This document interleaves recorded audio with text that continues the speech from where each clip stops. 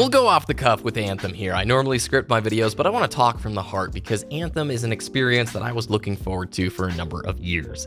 I think back to the Destiny the Show days with Diddy, and Anthem was always this thing off the horizon, right? It's too good to be true combination of Bioware storytelling mixed with this new mech gameplay in a beautiful world.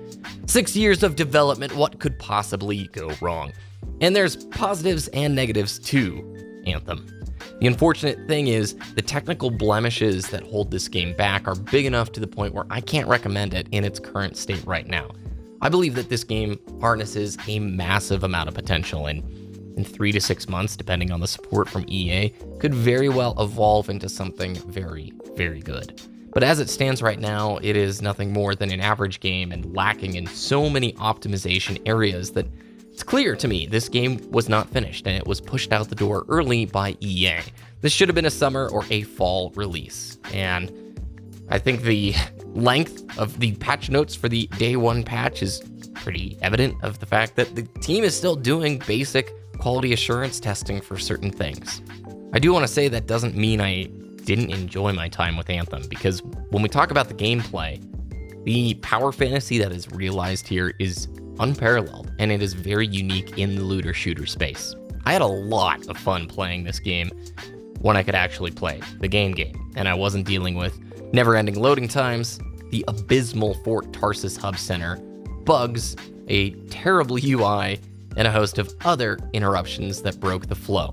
But when you're actually playing the game, and you're actually in your Javelin out in the field fighting with your teammates, there are some fantastic moments and very addictive portions of gameplay that kept me wanting to just continue playing. The abilities and the actual visual design of the game, it is drop dead gorgeous. It is a beautiful game. Yeah, it has pop-in problems, and yes, it's still suffering from a lot of unoptimization style bugs, but man, when you get a lot of abilities on screen at once and the combo noise is going off, it is just a gorgeous visual experience. One of those top-notch examples of what AAA budget can do. The emphasis upon abilities in gameplay is something that I like because it separates it from a lot of the other looter shooter counterparts in this play space. The potential to combine your abilities with your teammates to create really unique and damaging builds is something that will set Anthem apart over the long tail lifespan of the game. I think once players really start deep diving into GM difficulties further, you're gonna have innovative and creative builds coming about. And that is cool. That is an RPG style thing that a lot of these other looter shooters don't offer as much depth into that side of the game. The gunplay isn't remarkable, and it really, I don't think, is the focus. Once you start getting a good sense of how to maneuver, fly, dodge, melee attack, zip in and out of cover, it is a blast. However, at the higher difficulties and later in the campaign, there are problems as the enemies don't generally telegraph their actions, and you can get one shot from off-screen all the time without hardly any indication of how to react or any expectation on the player to make a preemptive decision. Instead, it's more so, oh, you get zapped to one shot, go hide behind cover, or you're going to be waiting for your teammates to pick you up.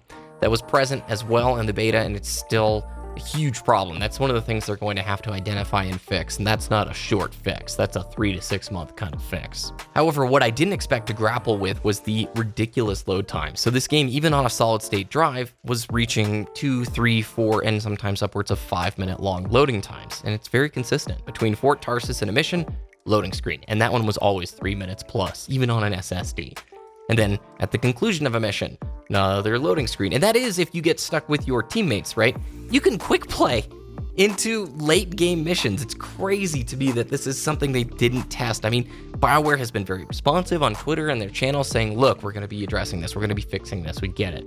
But it shows a general lack of polish that shouldn't be there. I would hate to quick play into something and have the end of the game spoiled for me, as some players did have. But let's say your teammates are pushing a little bit too far ahead, or you just spawn into a mission. You might be hit with another loading screen just seconds after your first loading screen. My favorite thing, of course, is that the little warning for this covers up your jet bar. So you don't know if your jets are overheating. So, oh, I'm trying to fly to catch up my teammates so I don't have to hit another loading screen, but I have no idea how my jets are doing. Oh, loading screen, there you go. The day one patch for that Friday is said to improve loading times, but I can tell you, even if it improves loading times by like over a minute on every load screen, it's still too much. It is still so disruptive to the gameplay loop. I had to have YouTube, and a second window open the whole time I was playing this because it felt like for every 5 minutes of gameplay, there were easily 5 minutes of loading times spread throughout. And while we're on the subject, the UI in this game is a total mess. Needs a complete rework, and I guarantee you the developers know about this. It's not like they're putting up the shocked Pikachu meme on the screen going, oh, people don't like load times this long, and oh, people don't like this UI and find it confusing. I guarantee you these devs know about the load time problems, and they knew that this UI was cumbersome to deal with. But I would wager it's obviously a byproduct of the timing of the release date. EA probably gave them a hard, you're getting this out Q1 2019, no ifs, ands, or buts about it. And that brings us to Fort Tarsis, the absolutely awful hub world space that becomes such a chore to move about within. This is where you're going to be talking to NPCs and visiting in between each of the story missions. You move extremely slow through these segments, and most of the conversations with the NPCs in this space, with the exception of a couple, are really uninspired, unoriginal, and I found myself trying to skip their dialogue as much as possible. If you want to hear a little bit more about a deep dive, a deeper criticism of the story, I do recommend SkillUp's in-depth review of Anthem. He's got a 2-part video. First part just came out, and it's not a Bioware quality story. That's just the simplest thing I can say, is it really doesn't give you the experience I think a lot of people picture when they think of a Bioware-based game. And especially in the marketing, they talk quite heavily about the narrative here. Needless to say, there's not a lot to write home about with this one. My favorite is on PC, the huge mark of an unoptimized build going out the door early, 100% CPU usage for many, many players in Fort Tarsis, myself included. And it's not a problem that's just limited to a few dozen or maybe 50 or 60 people. Thousands of PC players are having this issue, even lowering settings down to the lowest point and still seeing ridiculously high CPU usage. I can understand this being a very GPU heavy game, but it shouldn't be cranking these kind of numbers from high-end CPUs. Thankfully, there is a social space, and it is far more enjoyable to deal with than actual Fort Tarsis, and it makes you wonder again, why is Fort Tarsis here if the social space is better and operates more akin to what players' expectations are? Could it be perhaps the game was rushed? I had a good time playing the story. It didn't jump out at me as being something revolutionary or that engaging. Bad guy wants to do bad things, you must stop bad guy. However, there are a few characters that I thought were written and voice acted extremely well, and thankfully, most of these characters I'm talking about were mainstays in the story. They were pretty big players, and that was cool. That gives you a glimpse into like, oh, there's some Bioware greatness here. There is that little bit of a taste on some of the writing where you're like, that was good, I like it, I can enjoy this, I wish there was more of this. And then that finally circles back to the gameplay loop itself. I'm only giving you guys the perspective of somebody who's just experienced the story. I am not going to continue playing Anthem and focusing on endgame until I see how this day one patch goes. I'm just too frustrated dealing with these long load times and the amount of bugs that are still present within the game. And I hate to come across so negative because that's just not my focus. I want to just highlight games that are fun and enjoy these things. And that really is the turning point here. I think there is a little bit of a sunset on the horizon for Anthem. The gameplay recipe itself has big potential. Yeah, there's stuff to fix. Enemies appearing out of nowhere, that would be great to fix. And ads slowly trickling in one by one, yeah, it's something you want to check out. And that weird delay upon everything, like melee kill something, just sort of disappears and it takes a few seconds. Those are things that I see them being able to fix. The mark of a great looter shooter, I have always said, is the developer. How well does the developer listen and communicate with the player base? How often do they update the game?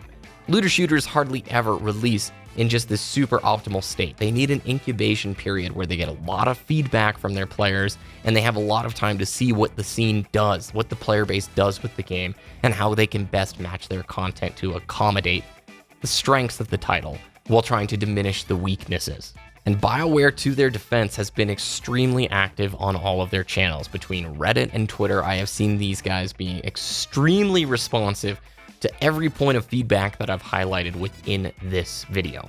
I think they deeply care about this game, and I think they have enough time and enough committed towards the title that will give them a chance to improve it and prove their stuff. I just don't think it proves worthiness of like the full price tag right now.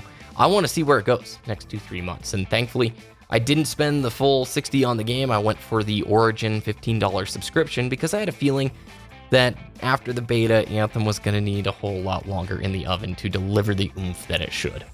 So the takeaway points. I like the gameplay. There is big potential here.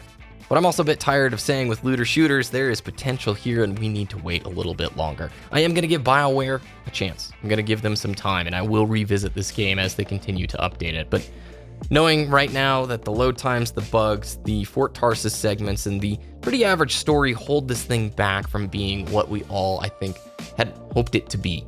But that's just my 2 cents. I really want to hear your experience down below. Of course, this was a more off-the-cuff commentary. I just wanted to share more of my raw opinions of the game the last few days. I want to see it succeed, I really do, and time will tell how that Friday patch goes and what the next few weeks of content look like for Anthem moving forward. So again, if you've been playing the game or if you're waiting until release, I want to hear your story. Let me know about it in the comments, and please tell me what platform you're playing on. I've been on PC, but I've been hearing a lot of different things from Xbox players and PS4 players, so keep me in the loop with that. Thanks for watching. Have a great rest of your day. Subscribe to the channel if you enjoyed. Please follow me over on Twitter at BBKDRAGOON. I love to talk with you all there. Have a great rest of your week, and I'll talk with you again very soon.